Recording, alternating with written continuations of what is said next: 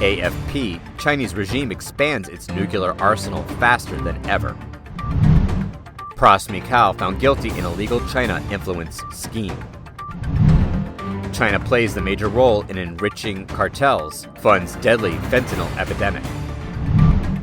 Shocking, thousands of Chinese people live in Beijing public toilets.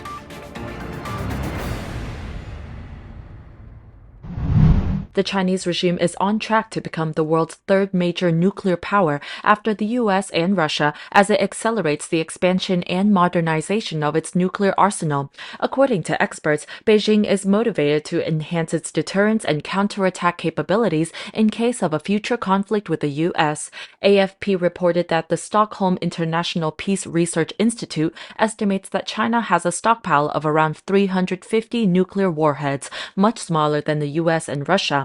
However, according to a Pentagon report in November, China's stockpile is growing rapidly and could reach 1,500 warheads by 2035. Matt Korda from the Federation of American Scientists told AFP China appears to no longer be satisfied with just a few hundred nuclear weapons to ensure its security. Communist China has been a nuclear weapon state since 1964, when it conducted its first nuclear test. Since then, it has maintained a policy of no first use of nuclear weapons and a minimum deterrent posture. But in recent years, under Chinese leader Xi Jinping, the Chinese Communist Party has embarked on an aggressive military modernization, which includes upgrading its nuclear weapon arsenal to not only deter potential adversaries, but also to be able to retaliate.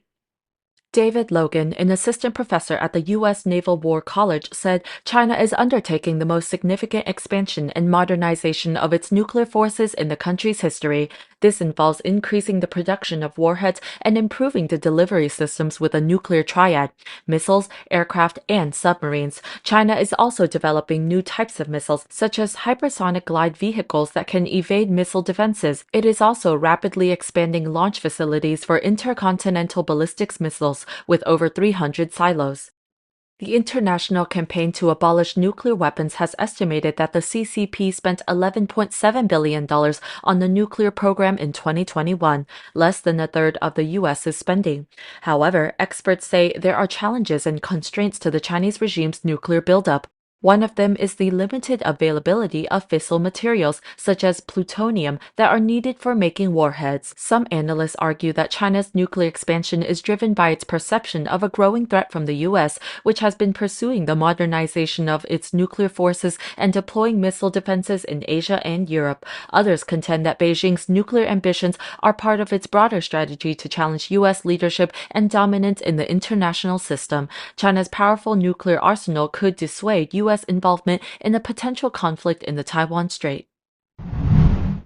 A former member of the hip-hop group Fugees, Pras Michel, has been convicted of participating in a conspiracy to help China manipulate the U.S. presidency. According to CNN, the Grammy-winning musician was indicted on April 26 for acting on behalf of Malaysian billionaire Joe Low, the mastermind of the scheme who reportedly stole nearly $4 billion from Malaysia's sovereign wealth fund.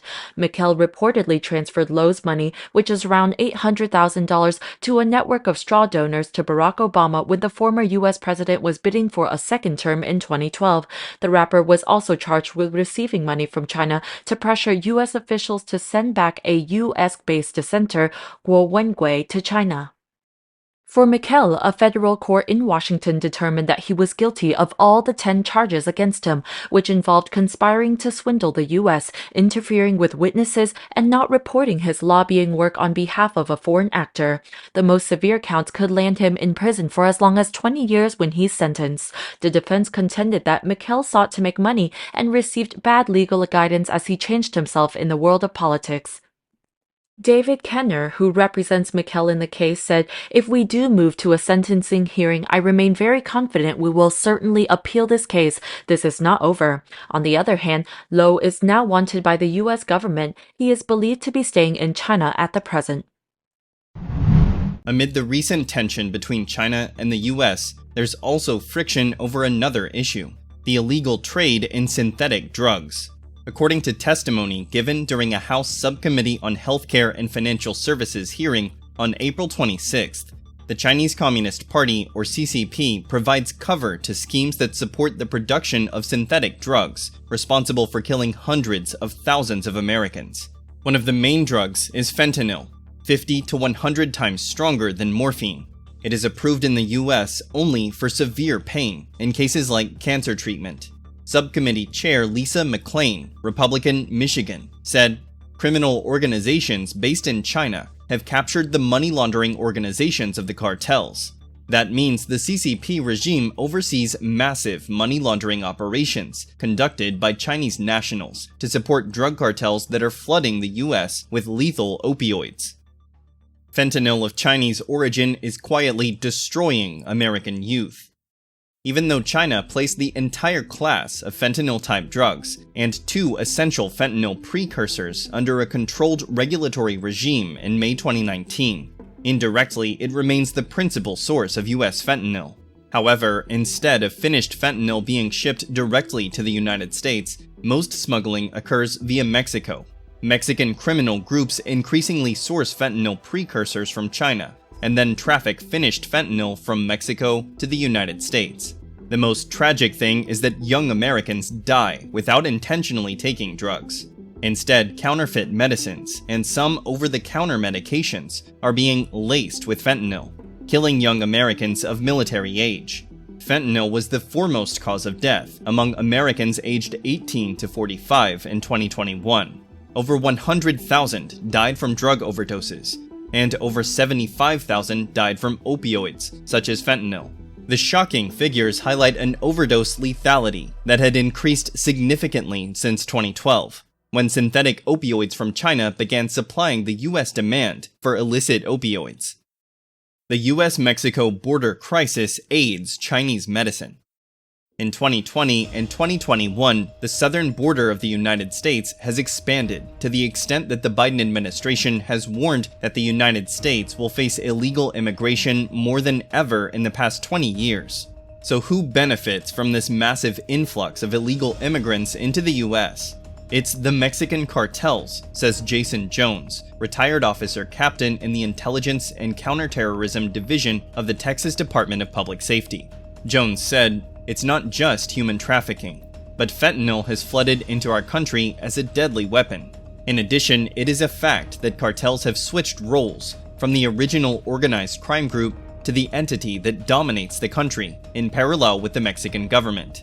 Currently, the Mexican cartel controls the entire 2,000-mile border between US and Mexico, and these cartels have ties to the CCP, which supplies the raw materials needed to produce methamphetamine and fentanyl.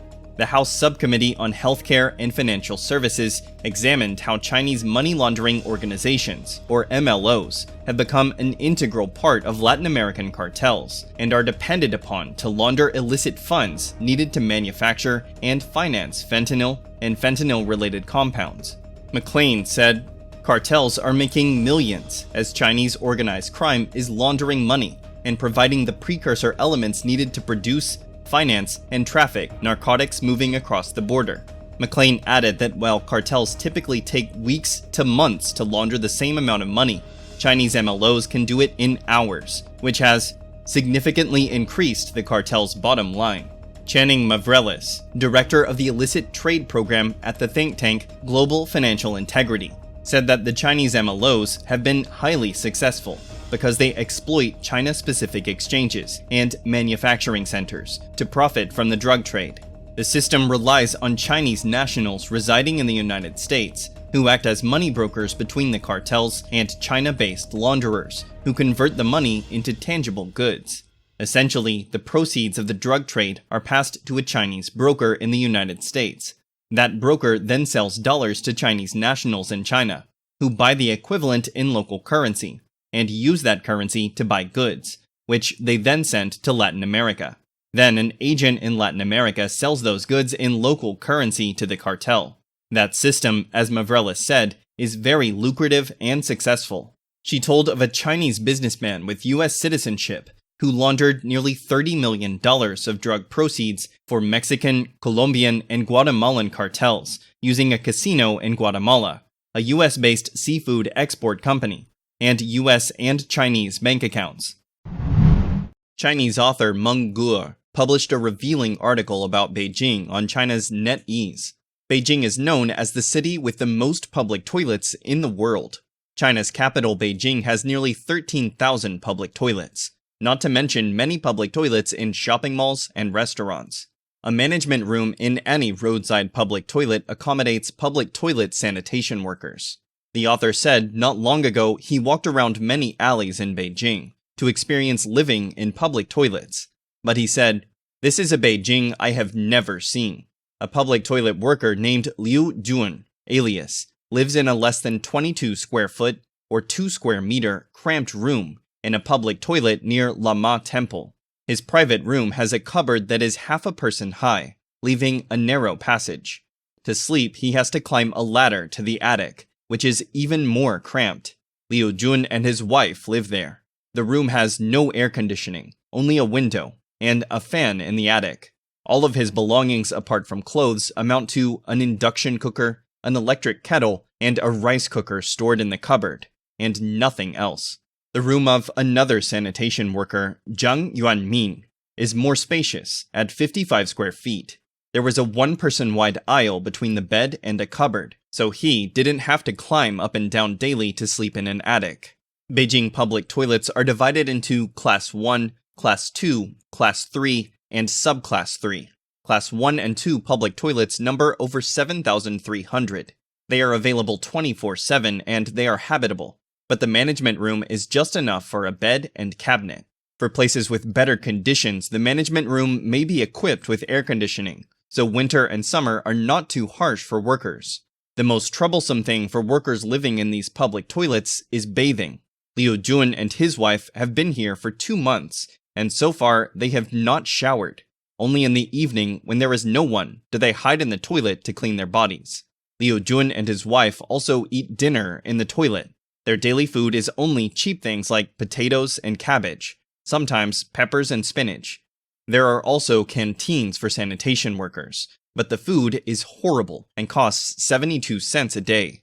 Zhang Yuanmin and his wife are both sanitation workers. His monthly salary is $563, and his wife's is $578. They don't dare to spend money except for food. Besides his smoking and drinking money, Liu Jun and his wife save the rest. As a result, they can save at least $867 per month.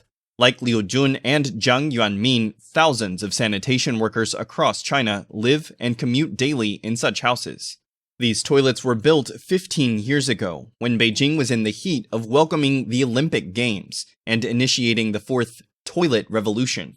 To welcome the Olympics, the Chinese Communist Party built 1,891 new public toilets and renovated 3,118 toilets in 3 years. At first, Chinese sanitation workers' salaries were very good, but gradually their compensation level became less and less. These workers are primarily farmers from remote provinces. At first, they could find other cleaning jobs to supplement their income. But when getting old, they can't do heavy work anymore. So they return to these toilets because they have a place to stay.